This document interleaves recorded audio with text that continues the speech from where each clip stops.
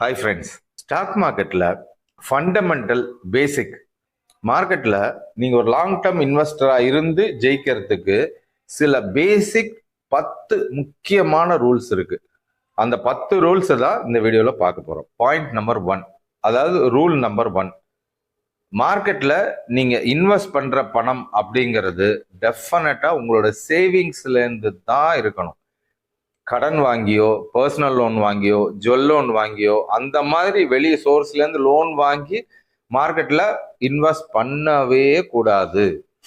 Rule number 2, உங்களோட investment எல்லாத்தையுமே ஒரே செக்டர்ல, அதாவது ஒன்னா பேங்கிங்னா பேங்கிங் ஸ்டாக்ஸ்லயே மொத்தமா இன்வெஸ்ட் பண்ணிட்டே இருக்கிறது, இல்லைன்னா ஆட்டோமொபைல் ஸ்டாக்கு, இல்லைன்னா ஃபார்மா ஸ்டாக்கு, இல்லைன்னா ஐடி ஸ்டாக் அப்படின்னு ஒன்னொன்னு ஒவ்வொரு செக்டர் இருக்கு இல்லையா? அந்த மாதிரி உங்க மொத்த முதலீட்டையும் ஒரே செக்டர்ல போடுறதுங்கிறது கூடவே கூடாது.